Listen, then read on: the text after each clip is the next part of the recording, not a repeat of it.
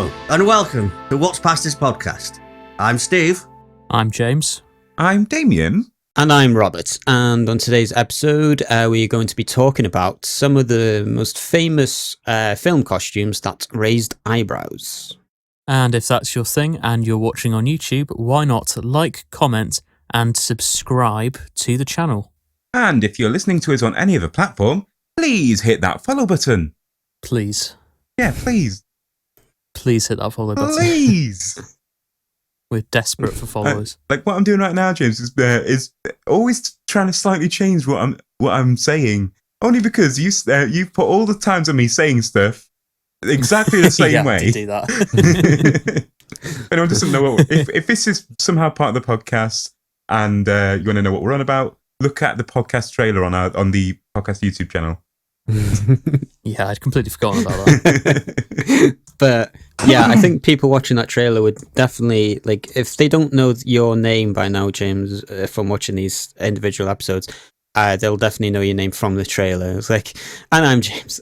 And I'm James. Oh, yeah. And I'm James. And I'm James. And on this episode, and I'm James. And on this episode, and I'm James. And on this episode. He just does that because he loves the sound of his own voice. Yeah. It was good though. It was well put together. I think a good trailer. So yeah. Thank you, Rob. Yeah, no, I think Rob's just lying to you, James, to make you feel good. No, I'm not. I've been watching the little bits of the previous things you've done, like the previous short stories and audio stuff that you've done.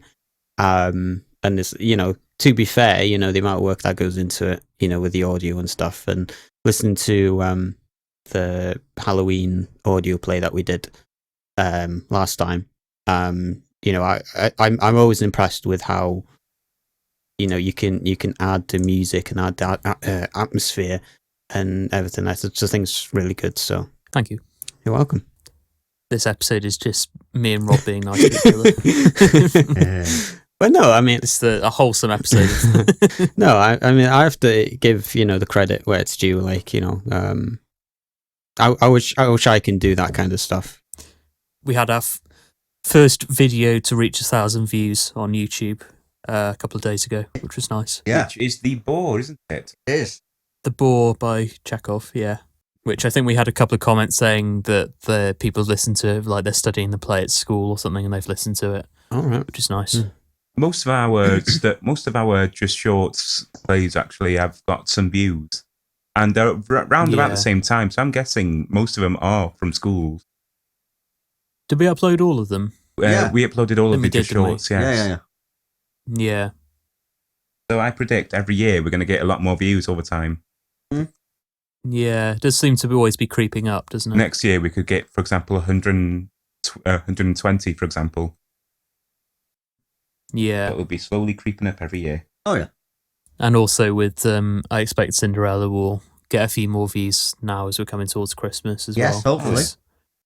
Then we've got about, I think it's about 600 or 700 views on that one. So hopefully that'll get to 1,000 this Christmas as well. Should be nice. Would be. And also, I mean, seeing as we're doing this, we could probably announce now because we're getting close to the time. We're doing Jack and the Beanstalk on the radio this Christmas. Because we've mentioned it before, but I don't think we've actually said the names of the two productions we're doing. So we're doing Jack and the Beanstalk for Morn FM, and we are doing. We get this right. He said Cinderella. Yeah, I was just going to say no, James. Oh, I'm so tired. Sleeping Beauty on stage at the Ucheldre Centre in Holyhead. On stage. On stage. Why are you looking at stage Batman's and- bat nips, Damian? Because I'm looking on the website. I'm looking on the Damian, website. stay focused. I'm looking at the website that we're going to be talking about later on in the episode, Steve. All right. For example, you have Oh, yeah, Carrie later on Fisher in in the a very exposed costume. Oh, it's just the Princess Leia bikini thing. Yes. Bikini thing. Well, I don't know what you call it. That was Steve's Halloween costume, coincidentally. Oh my God. Nope. No. He was walking past the pubs and getting wolf whistled by by various men as he walked down the street, and then he turned around and they saw the beard and they went, "Whoa!" Whoa. No, that's not my style. No. No. You're more of a God. Yes, I'm more of a god. Yes.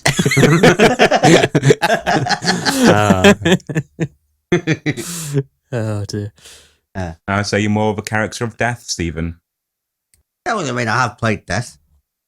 And if In the game.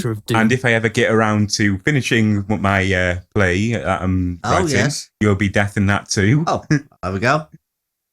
The game, coincidentally, seeing as you mentioned it, is I believe our second most watched. Has currently, as of time of recording, 808 views on YouTube. Don't you mean listened to rather than watched? Well, Yeah, whatever. it's on YouTube. It's a video. You watch a video, so I suppose both answers are right. Okay. Yeah, four of our top 5 are the just shorts. Oh, yeah? So it's The Boar, The Game, Cinderella, Matter of Husbands, and Pariah. I'm surprised. Surprised? Yeah. I'm trying to say two things at once. I'm surprised that the Pariah's up there. No offense, James. Thanks. Yeah, 'cause to be fair, Pariah is very, very sleepy for me. Let's try and rephrase what I'm trying to say. Yeah. It's boring as hell, James. It's the most Thanks. boring video on our YouTube channel because you two just talk and talk and talk and talk. But by you two, he means James and Jacob. It isn't the fault of the actors. It's really the writing, but it's also one of the starring actors who chose it. It's his fault too. Such a pleb, that guy. What about you, James? And then following that, we have Escape from Rithyn Jail, which is another 20 minutes of Jacob talking. Then it's Broken Homecoming, Signal Man, Schoolboy's Story, and then it's Seren's short story, and then Steve's Santa at the Station. Oh, yeah. That should get more at Christmas again, hopefully. Oh, yeah. That is if we actually make use of YouTube tags, like spam them. Yes, do so. Please. Yes. Carry on. Anyway, Rob, you were saying you recently watched the short film. Oh yeah, again. I recently watched that film again. Sorry, what film? Broken Homecoming. Oh, yes. Yeah, I just wanted to watch it again because I thought like the first time watching it again, the first time I watched it, I was impressed the first time with how well it all came together. So I just fancied watching it again, and me and my friend watched it. I showed my friend the film, and even they were impressed with it. It's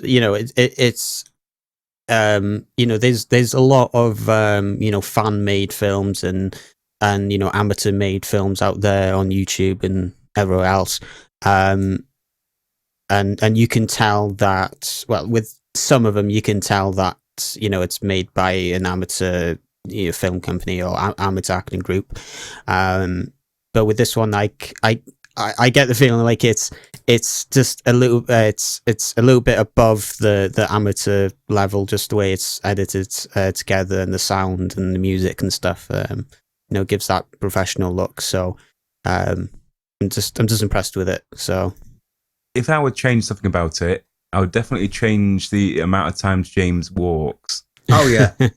Yeah. I think the next one we do, whenever we do another one, I think I'll spend more time on the script, and I think we learned a lot then about filming and about, especially with the capturing the audio. Yeah. I think it's something that we can improve. Yeah. But I think having the ability to do, not to toot my own trumpet here, but having the music especially composed for it, and having the sound, the sound design and stuff like that, helps a lot with making it more professional, particularly in sequences where there's no dialogue, when you've just got, when you can replace the audio in controlled conditions with properly recorded sound effects and Foley and all that kind of stuff, rather than just having the camera's audio, which is usually just like, Yeah. If I were to sort of say a little bit of a bad point about it, it's only a minor thing, but if I had to say anything, it'd be towards the very end where you and Angharad is on the swings. It is a shame that you had to sort of redo the lines for that and like dub those lines over. Yeah. I mean, it sounded good, and you did a good job to try to make it sound as if it was actually you guys talking. But for the little that I know about audio stuff, I could tell that it's dubbed over. But I think for people who who doesn't do audio stuff, I don't think they'll notice unless it gets pointed out. But it's just that little point. It's just it's a shame you had to do that. But it can't be helped. Things happen, but overall, I thought it was well put together. Yeah, I think the thing is, it's like I wasn't sure how obvious it would be that it's dubbed there. That I think because it is dubbed a couple of other places as well, but it's not as obvious as that scene because it's so close. And also Angharad's lines aren't dubbed, so it was. Yeah, it was just that was a big learning curve. The audio, I didn't realize how difficult it would be to get good audio. And I mean, ADR is like the most. Doing that ADR was the most difficult part of the whole. It was more difficult than the editing or the music or the filming or the script, anything. It was like it's so difficult to get it to sound realistic. Yeah. Even if it's dubbed like almost perfectly, it's so difficult. Yeah. I mean, to be fair, you did a really good job. I'm just being nitpicky. I don't see anything wrong with it or anything. You did a really good job. But I'm just being nitpicking. Like if I had to say, a little bit of a bad point about it, but I'm just being nitpicky.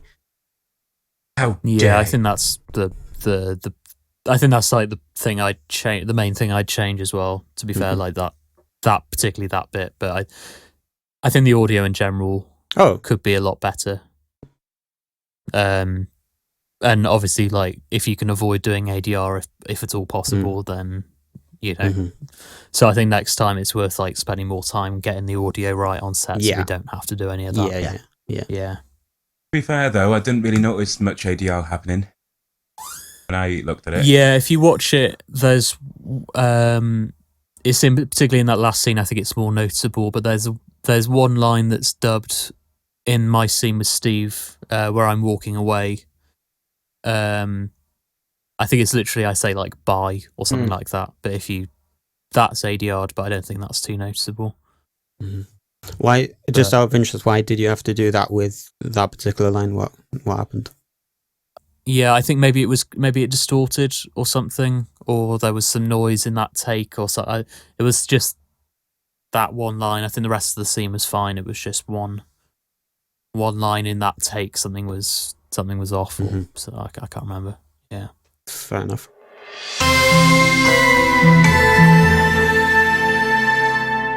Anyway, so I like how I said in this episode we're going to be talking about costumes your film costumes that raised eyebrows, but we've just done an update thing and talking about Broken Homecoming instead. Yes, let's get back on track. Yes. This article has got missing pictures. Yes. So you might have to search on Google for the pictures, but yeah. So this is what Rob brought to the group. The website that we're looking at is no longer available anymore, but using some of secret powers that no one should know about, Wayback Machine, I managed to find a copy of this website. Since you brought up this subject, Rob, why don't you give us the first category, first one to talk about. First costume. That's it. That's Suddenly, the this is a quiz show. Please stand by for Robert's costume quiz. Costume quiz. You have to guess what Rob's wearing, but you can't see him. Why would they? Why?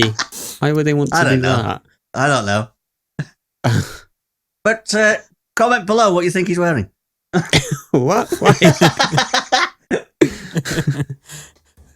What? It's not what you'd expect. Damn it! Now you're giving it away. Stop it. On YouTube, we'll blur it for you guys to have a guess. It's a mankini. Anyway, costumes. Other people's costumes, not mine. I don't know. I guess I'm just going to choose. It's blue on X-Men. First Class, Jennifer Lawrence. Oh yes. I always find like a full makeup kind of thing interesting because it just the amount of time and effort it takes to put all that kind of stuff on and make it look real. I just think there's a great skill in there to do that, and like patience from the actors as well. Have to sit in the chair and wait for 3 or 4 hours or even sometimes more for that makeup to be applied. So and I like the color blue too. It's my favorite color. So what do you guys think about that one? When was this film made? X-Men. First, I have no idea. 2011. 2011, apparently. Here we are. Action adventure. So before Jennifer Lawrence playing the character Mystique, Yes. there was a woman called Rebecca Romijn, or I think it's pronounced Rebecca Romijn. But yeah, apologies if that's wrong. Yes, apologies if you're listening to us, Rebecca. But yeah, it's an actress called Rebecca Romijn, or however it's pronounced, playing as Mystique. Yes. And Jennifer Lawrence played a younger version of her, didn't she? Yeah. In First Class.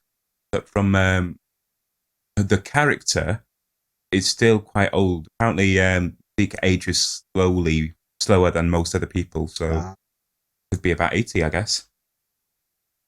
I've seen something about that, and it's somewhere.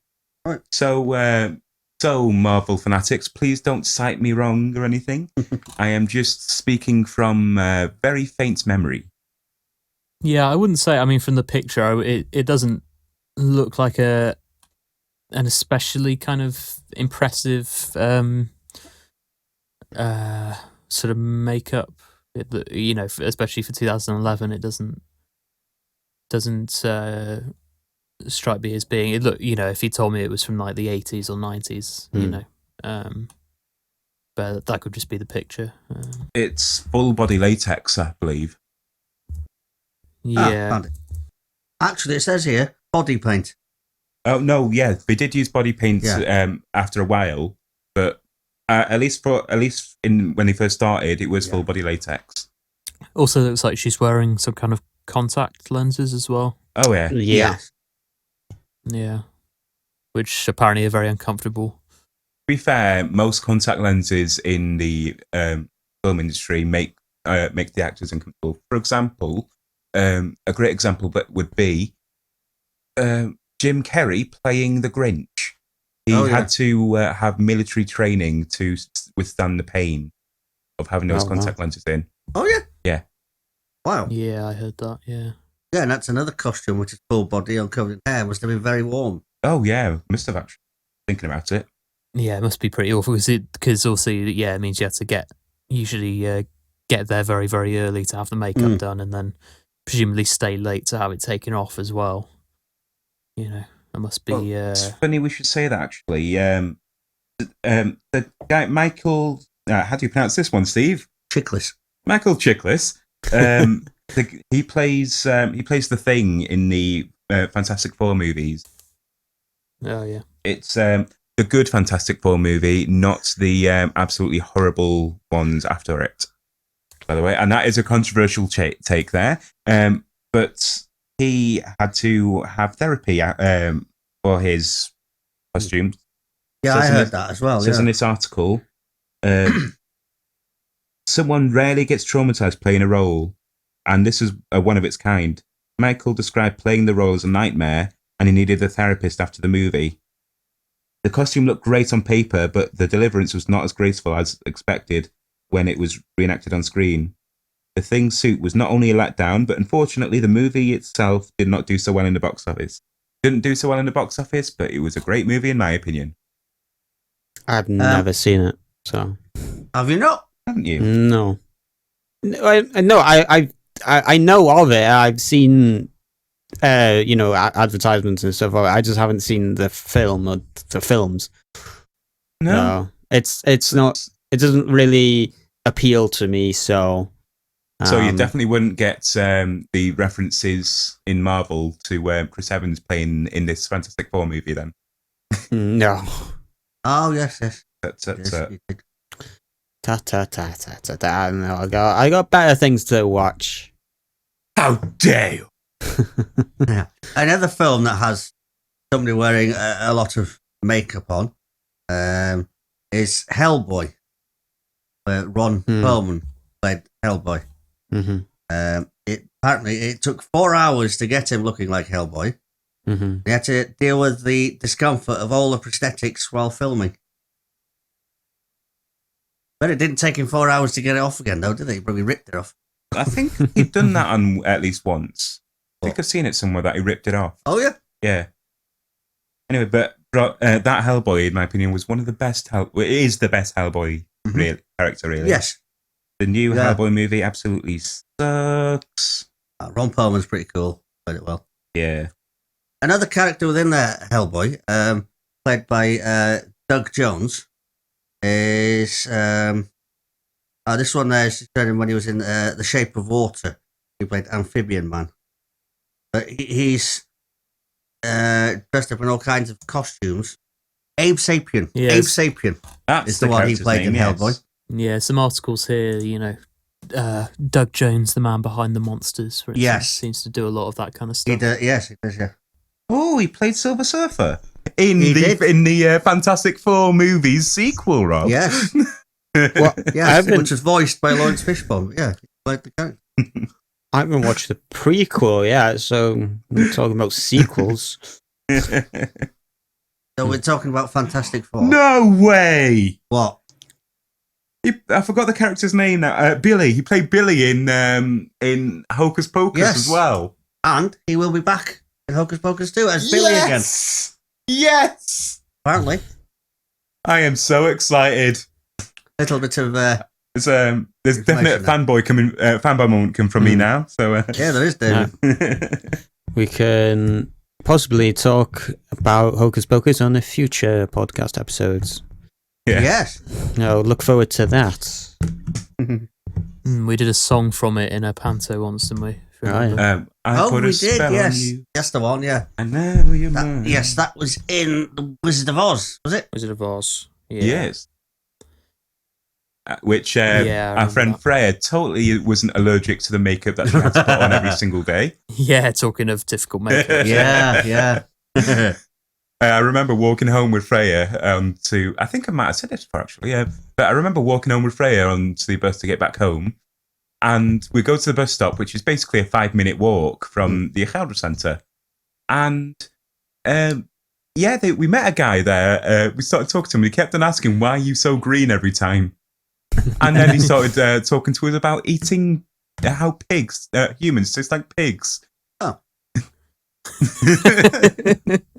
How did the conversation get to that? Honestly, Stephen, we don't even know. She was like properly. Her skin was like properly stained. It was. Quite a while. Yeah. Pretty bad.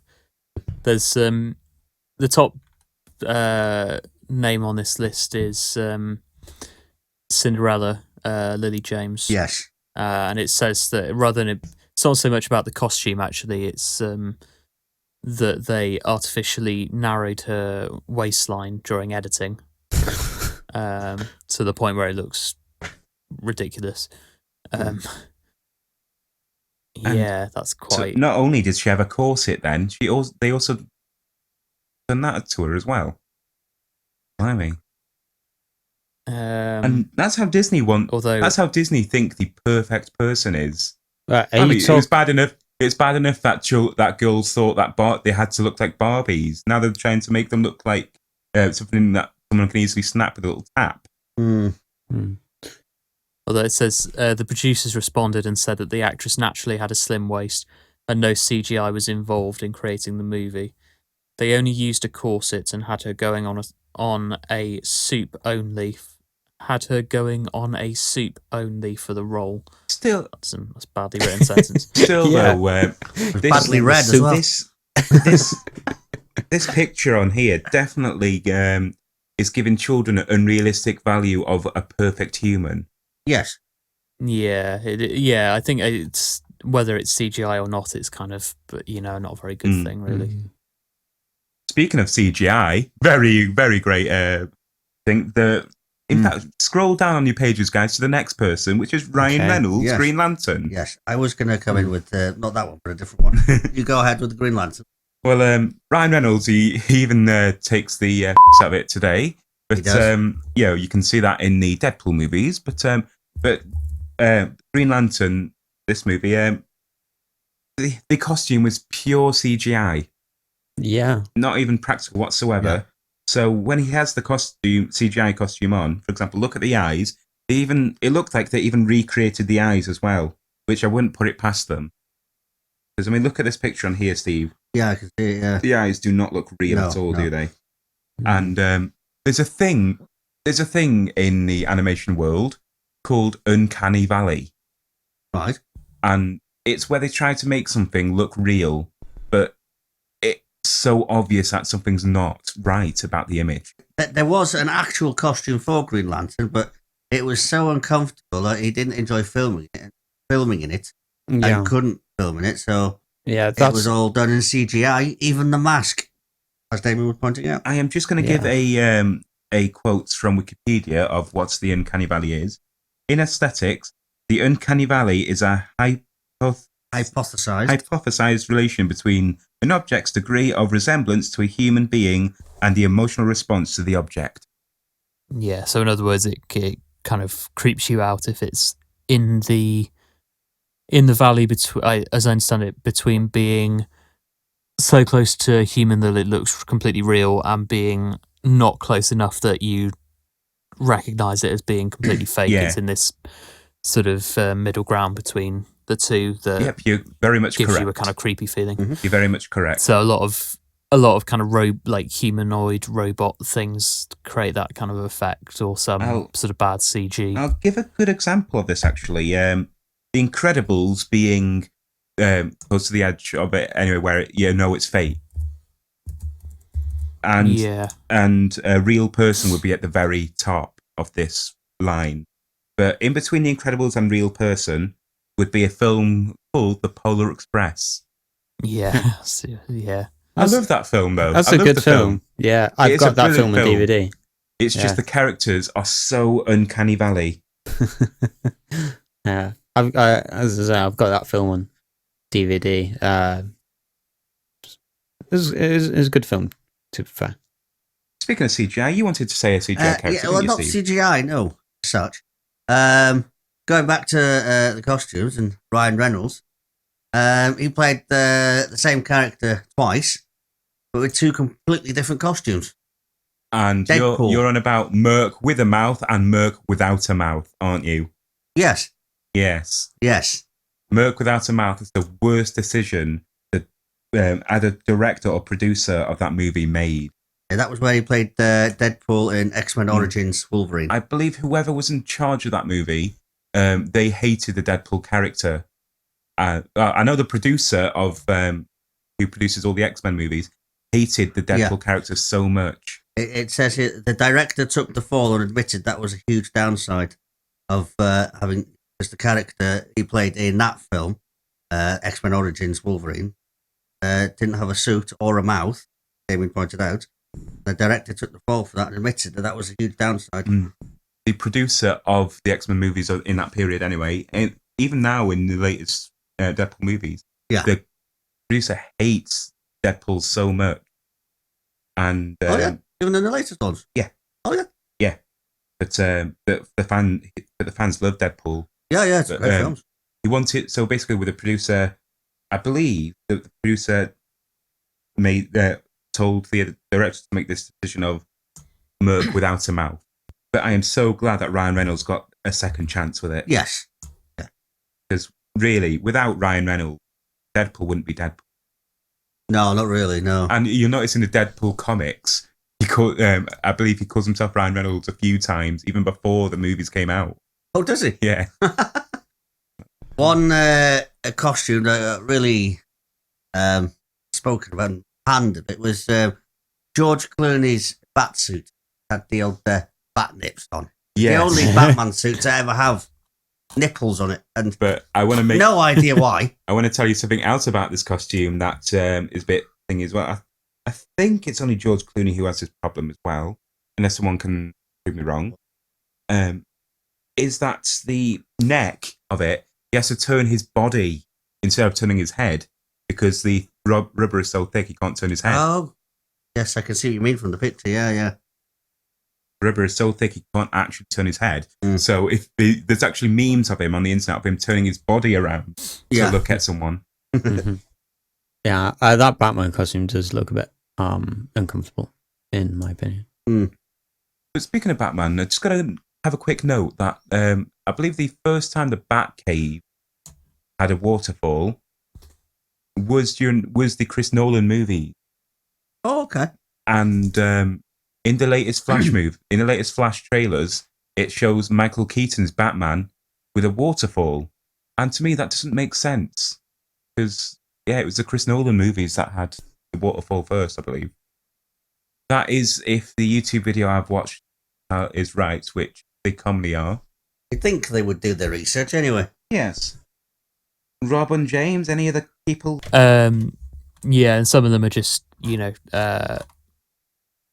because the films are quite old and they have, for instance, the slightly revealing costumes that were very controversial at the time. And, for instance, and Dr. No, the first James Bond film, Ursula Andress. I don't know. Andreas. That's how you pronounce her surname.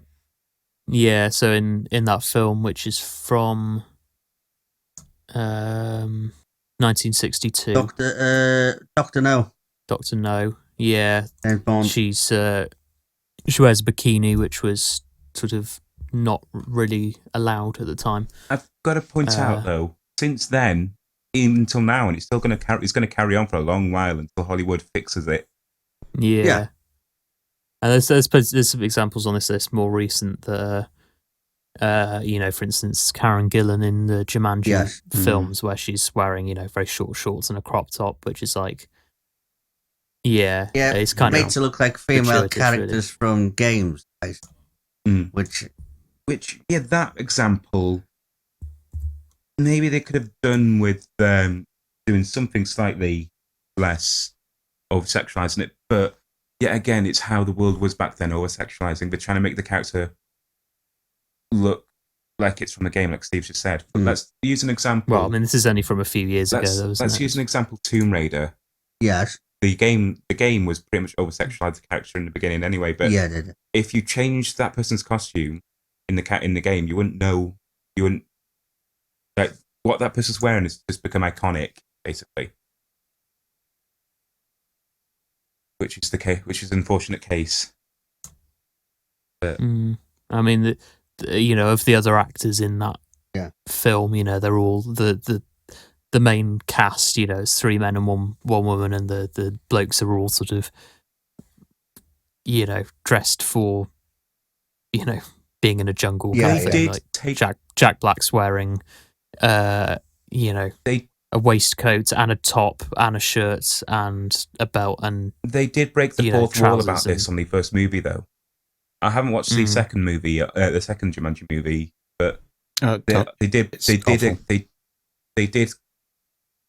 break the fourth wall by taking a pic of that character's costume in the movie. Yeah, I do remember. Yeah, but nevertheless, like for instance, Kevin Hart as well is, is wearing kind of, camouflage and hat and all these kinds of things that look sort of practical, and she's not so much. Yeah, I can't remember when I watched that second Jumanji film, but I didn't like it that much. Why not? Just it was, I don't know, just some bits of just. I don't like the films where they sort of overact stuff. The bit where they first enter the game thing, and they're like, "Oh, this is not my body," and change body. Oh my god! I just think that kind of stuff is just like overacting, and it's just it's not really my thing. I don't find it funny. Yeah, and I just didn't like the film anyway. On the same subject of over-sexualizing characters, George Lucas likes to over-sexualize the main female characters in Star Wars. And the two examples I like... The few of them that there are. Yeah. Two examples I like to talk about is Carrie Fisher's character, may her rest in peace, by the way, but her character, Princess Leia, like in this specific scene of Return of a Jedi, when they went to Jabba the Hutt's place. Yeah. She was made to wear a very, very revealing bikini. Yeah. Yeah. And another example I'd like to use is Padme Amidala's character as well. Yeah, it's the white one. What's her name? Natalie. Yeah. Natalie plays Portman, plays Amidala anyway. She was made to have almost a crop top. Yeah. And Steve's got it on his phone as well. And I believe she was told to not wear a bra. Oh. With some scenes. Yeah. Yeah, it is kind of pretty obvious, that the male characters are all dressed in kind of, robes and stuff like that. But I got to give whoever, I think, I forgot who directed the new, who directed episode 7, which is the first episode of a new trilogy. Yeah. But it was James Gunn, actually. But that character Ray, looked pretty good costume, to be fair. It looked like a pretty good costume to me. Yeah, I liked it. She had a different version to that costume as well. Kind of the same thing, but a different version. Like J.J. Abrams. Grey version. Abrams. But the costume wasn't sexualized at all, really. Like, I'm going to load it up on Google Images now. Yeah, the character wasn't at all sexualized. No. Like, pretty much her character wears rags, pretty much. Like, her whole costume is pretty much rags. But in a way that it looks pretty good. This picture I'm looking at here, Steve, you pretty much can find it on Google Images just by typing Star Wars Rey. Yeah. Just any picture there is the same costume. And compare that to the previous two. Yeah, you start to think something's slightly better now. So hopefully, Star Wars is. Hopefully, Hollywood is going to learn after Star Wars that not every character needs to be sexualized. Well, I think having, I don't know about the latest trilogy. Presumably, they have more female characters. Certainly, in I watched episode 3 not that long ago, and I kind of noticed that there only seemed to basically be one female character in the entire thing. All right. I think maybe there's 2, but the second female character has a couple of lines, and that's Yeah, there's not very many female characters in Star Wars. No, especially the earlier one. But in between those, in between those movies, there's actually a series which was on Disney called Star Wars Clone Wars. Oh yes. In between the 3rd and 4th episode, basically. Yeah, it's like an animated cartoon thing, isn't it? Yeah, the animated cartoon. Yeah. And it's canon as well, so they've got loads of female characters in there. For example, Ahsoka. How come some of them couldn't be incorporated into the films? Well, Ahsoka now has got her own series. Ahsoka's got her own series now. Oh, okay. Yeah. And she was in Mandalorian. Yeah. Like an episode or two. Ah, right. So, yeah. But talking about Star Wars as well, I read a brief thing that, I don't think it was official. I don't think, like, Lucasfilm has like, any plans for it, or for doing it. But I read that somebody was trying to get them to erase, like, the last 3 films and make another set of 3 films. Like, erase the last 3 films from the timeline as if they didn't happen, and make 3 others. And to be fair, I am up for that idea. Oh, because the whole writing of it and directing was terrible. It was literally the whole story was literally A New Hope. That's literally it. The whole story was literally A New Hope. Star Wars: A New Hope. That already exists. So why not? And why not, instead of using the same villain for all those 6 movies? Yeah. Because that was a terrible rewrite that they've done for episode 9, by the way. Yeah, but instead of using the same villain, why not use another villain? There's actually a villain that lives outside of the universe that Star Wars is in. The main plot line of Star Wars is in, that is against every living being. Doesn't matter if they're dark or on the dark or light side of the Force.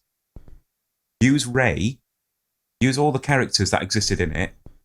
They had their own storylines. Storylines slightly changed, but they're fighting this beings from outside of the universe. Basically, this is me kind of paraphrasing an idea that another YouTuber has had, but I really like their idea. Yeah.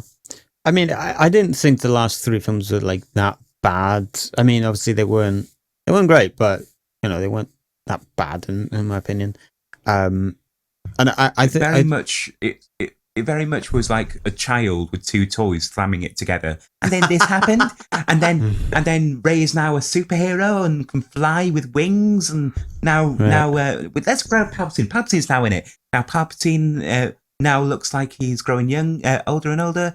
He looks slightly a bit like Dobby. Let's get the Dobby ears on it. Oh, now let's change his costume into a rag. Oh, he's Dobby, so Palpatine's now Dobby. Okay. Very much just like that. Yeah, I forgot what I was going to say anyway. If you're done with that story. Oh well, yeah. I was going to say that I think with a lot of shows, they just, in my opinion, they just overcomplicate stuff, and it's like another timeline here and another timeline there and another universe here, and you got these spin-offs and these animated shows and blah blah. And Star Wars has got a lot of shows, got Mandalorian, Clone Wars, all the films and other stuff in between, the Obi-Wan stories. I'm not sure if that's out yet, but you know, it's got that and other ideas. I think there just has to come to a point where I think they should just leave it alone. Not try to fix the timeline or erase films or anything like that. Just leave it alone. Leave it what it is. That is an unfortunate trope that Hollywood is doing as well. Actually, yeah. Like explaining, like yeah. Let's use Star Wars as an example. There's a plot that in between episode 2 and episode 3. No. In between movie 3 and 4, there's a point of, well, how did the rebels get these plans? You know, they could have left it ominous, couldn't they? You know, like left with the imagination. Yes. Yeah. Or just leave it to the comics, because comics also exist for a reason. But no, they decided to write that as a plot point for a movie, and it was terrible. Yeah. No, Rogue One wasn't terrible. What are you on about? It was terrible. No. Leave the podcast. Go on. Let's vote you out. No, it was actually Well, good.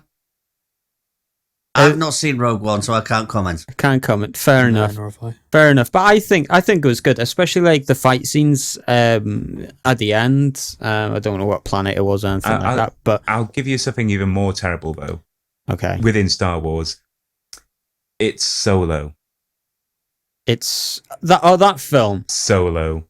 That film was all right. Like I don't know. That was terrible.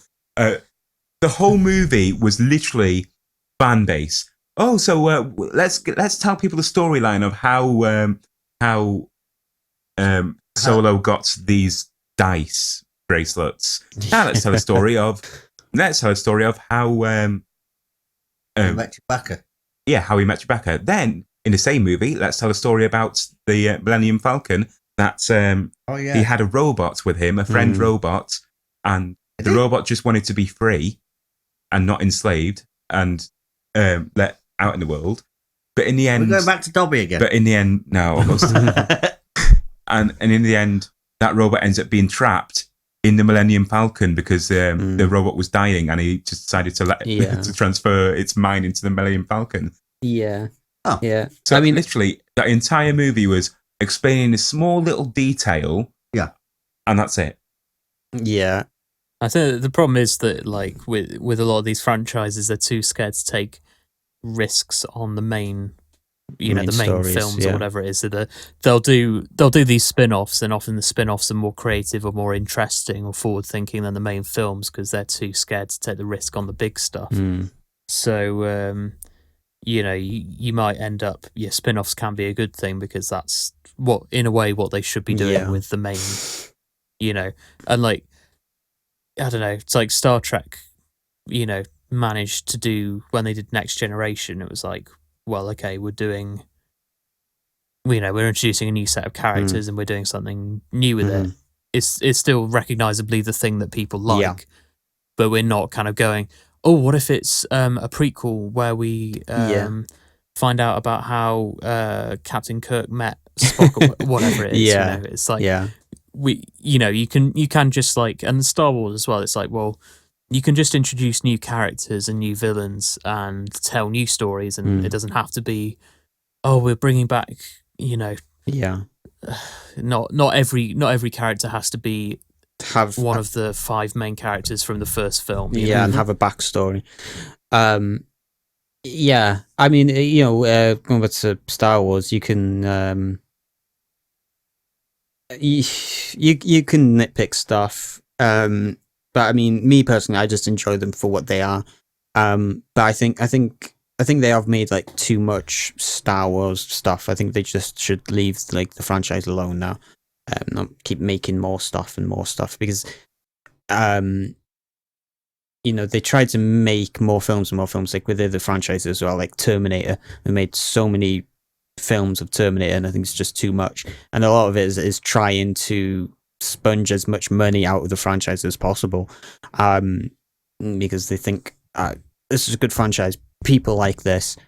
Let's make more of it and try and make more. But what ends up happening is that people say that the later films are just awful because they start to look awful, and they start to look as if the writers and stuff have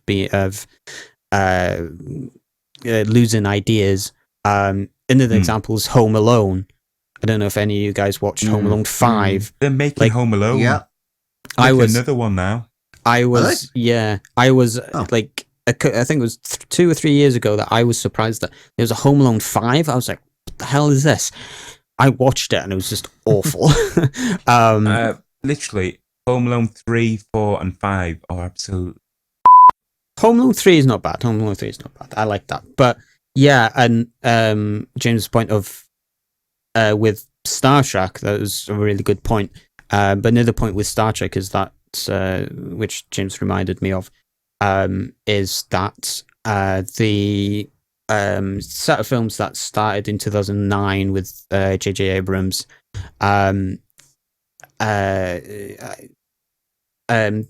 those films are still set in the Star Trek universe, but it's it's not the prime timeline universe. It's still a part of the same story. But I'm trying not to say stuff because I know, James, you've been watching Star Trek and you're possibly going to watch these, so I don't want to spoil anything for you. But they've wrote it in such a way that they can do their own thing, and not affecting what's come before, but it's still set in the same Star Trek world, the same story. Yes, yeah.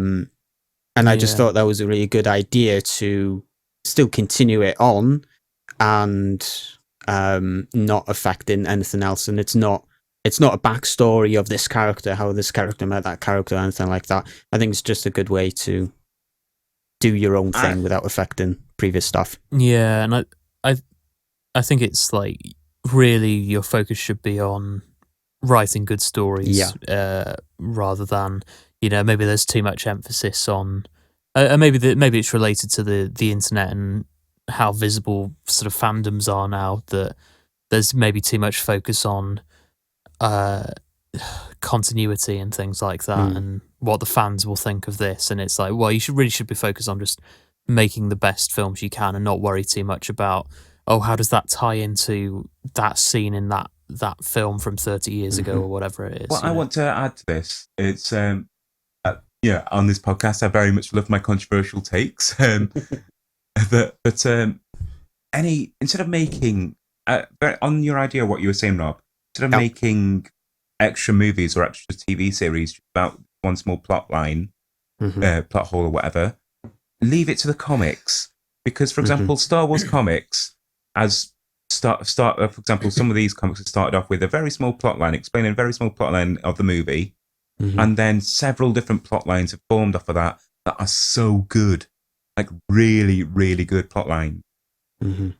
Like it says so much. There's so much more information about what happens in between each movie, for example.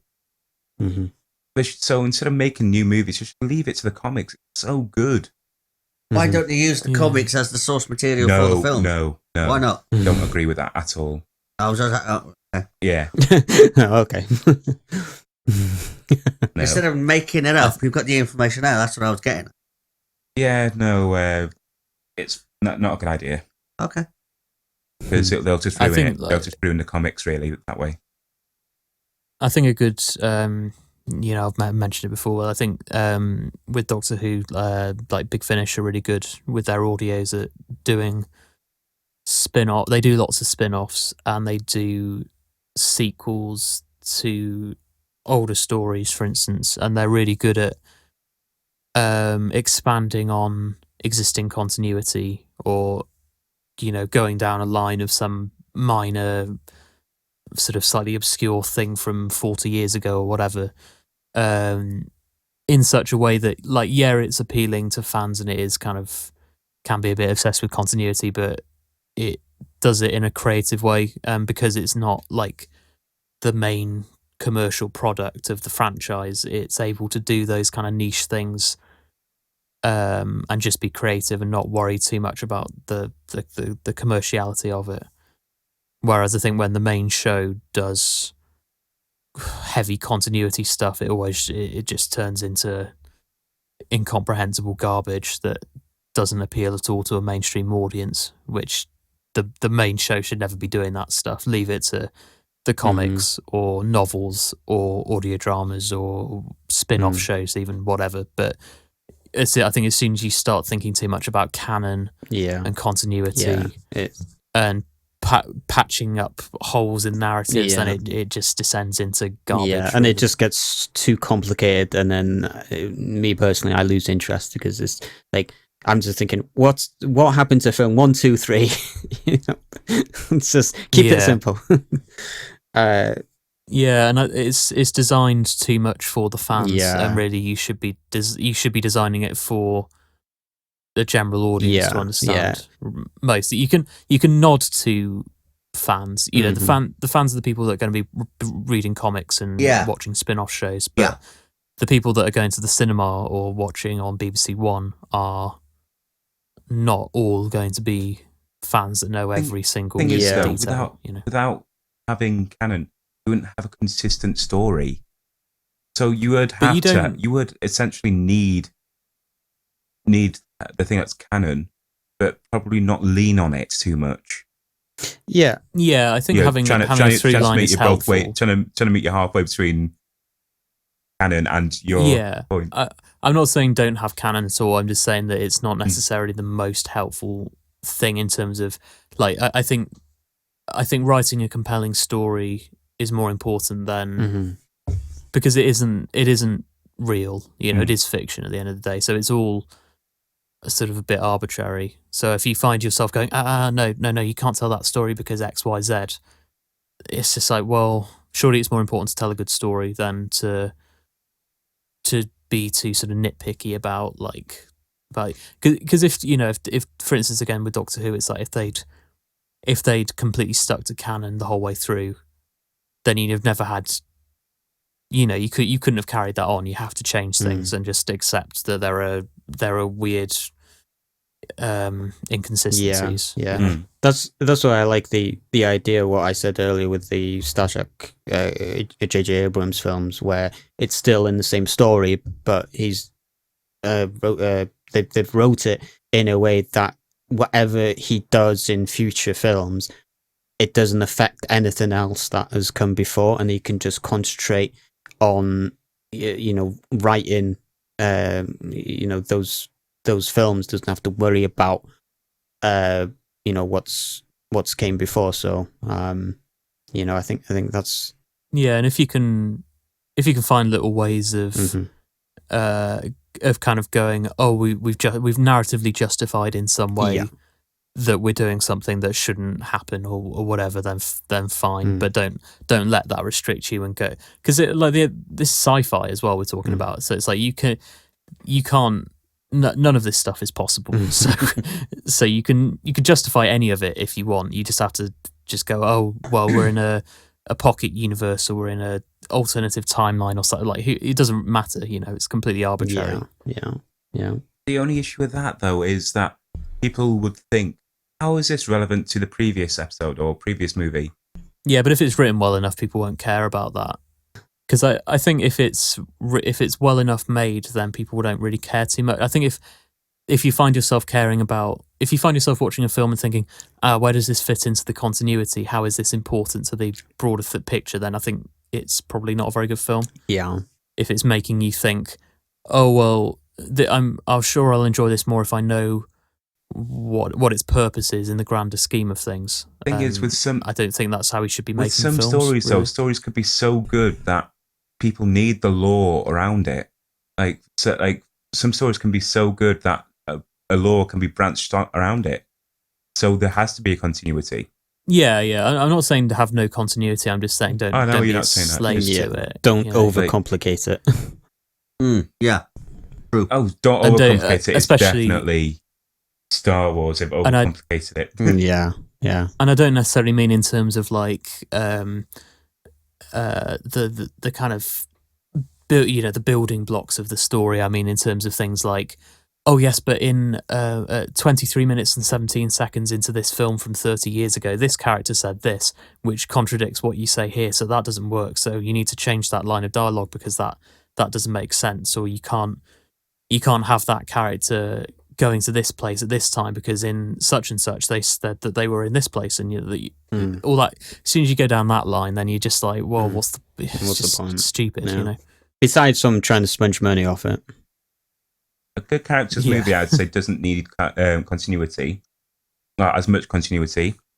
Would be Deadpool, because Deadpool's character is made in such a way that it doesn't matter. Deadpool essentially is the fourth wall in a way. Like, you can do whatever you want. Yeah.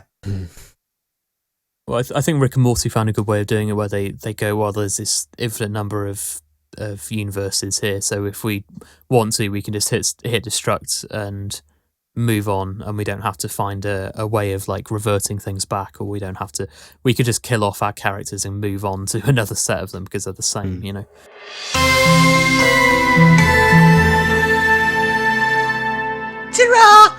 And that noise means we've come to the end of another episode. If you liked what you heard, don't forget to like, comment below, and subscribe. This podcast is also available on a number of other streaming platforms. Why not check us out on Spotify? Don't forget to check out the links in the description for our other channels and websites.